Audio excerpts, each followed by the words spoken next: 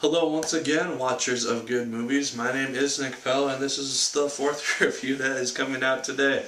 And I went and saw Frozen, and this is my review of it. I'll be talking about the ending to Frozen after the credits to this video, so a little bit towards the end.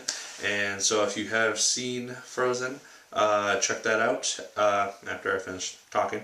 And if you haven't, go see it, come back, and hear my thoughts on it. Getting right into it, Frozen is an animated film done by Disney, and it is a throwback to the 90s Disney films. It is a musical, which I loved. I'm a huge musical fan, and so when I heard that it was a musical, it kind of got me on board to go see it. When I first heard about the movie, I wasn't too sure about it because I haven't seen Brave and I did not see Tangled, so I wasn't really sure if I was gonna like this. Heard it was a musical, went and saw it. So this is my review. It focuses on two sisters. We have Anna, who is voiced by Kristen Bell, and we have Elsa, who is voiced by Idina Menzel. If you don't know who Idina Menzel is, she is the original person who played Elphaba from Wicked, and she also had a part in Rent. The movie Rent. I think she also played the main character, or the character, on the Broadway stage production as well. So she has an amazing voice, and some of her solos and duets in this song are really, really well done. The story focuses on these two girls. We see them from toddler stage, where they're best friends, and they're sisters. And one day they're off playing. Elsa has these powers where she can basically freeze things and create snow, and it's basically winter type powers, and she doesn't know how to control them. One night it kind of gets out of hand, and she ends up hitting her sister, and from that point until they're about 18, they have to kind of stay separate from each other. And eventually, when Elsa is old enough to take over the kingdom, she has her inauguration ceremony, and her powers become revealed by just an accident, and she flees, and then that's where we have our main plot.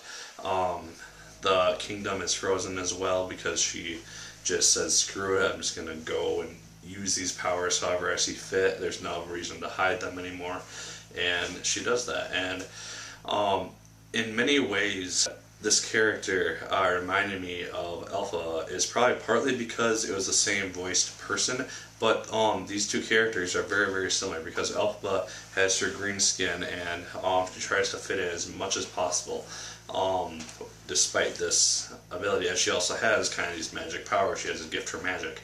Elsa has these powers as well, and she has to hide them, and then once both of these characters have their powers revealed, they essentially go off and do their own thing, and it's a really, really interesting similarity to see between these two people. The other main character, Anna, she's kind of the main focus of the movie alongside her sister. She's more or less the protagonist of the movie, and she is quickly joined by Kristoff, who is this ice maker, and he essentially goes out and sells ice. He has his trusty moose, and named Sven, and he ends up assisting her in trying to reach her sister. They're also joined by a snowman named Olaf, and yeah, it's just a very, very cool movie because we have Anna, who is so desperate to go and help her sister, who she's been forced to stay away from and is barely seen for a good amount of her childhood since the incident. And she finally gets a chance to see her, and they talk at the inauguration, and then just she doesn't want to be shut out again, and so that's why she's so desperate to help her sister in any way she possibly can. The music in this movie is phenomenal. All the songs are really well done. It opens with a song, and there's songs dispersed in really good spots. All the music is really, really cool. I enjoyed all of it, honestly. The animation, really well done, looks really nice. The winter and the magic effects and the character models and all that stuff, really, really well done. There's also humor, and Olaf is kind of the main person who puts that into it. He just has really funny moments, either with Sven or with the two characters. and he's essentially the comedic relief of the movie. And yeah, I don't want to get into too many spoilers because I don't want to ruin the movie. For those of you who have seen the movie, I will be continuing this review after the credits, which will roll in about a minute. You can keep hearing me talk then. For the rest of you, definitely go check out this movie. I could not recommend it more. I loved it, and definitely go see it before it's out of theaters. Like, favorite, comment, and subscribe if you so choose. I'd appreciate it immensely. And as always, my good people, my name is Nick Pell, and as always, keep on watching. Let it go, let it go. I am one with the wind and sky. Let it go, let it go.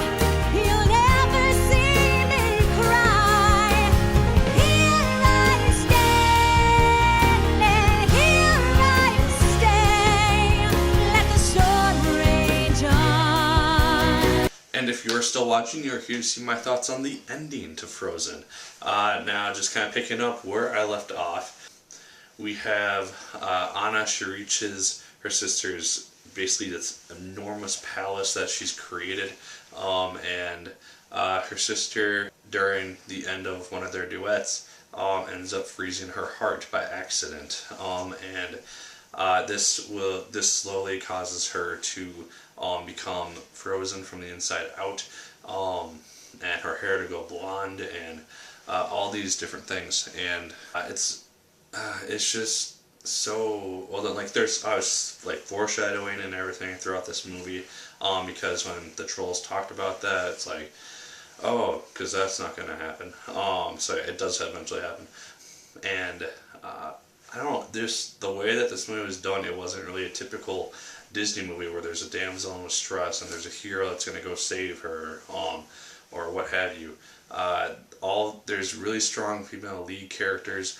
There are obviously strong male characters, and it's just really well done. The prince who who tricks Anna into falling in love with him, that was a really cool twist. I figured there would be something along those lines in it, and when he's about to save her, he just reveals that he's a bad guy, and it was just a really nice thing that's not really done in too many Disney movies that I've seen, at least. It's kind of skipping to the end.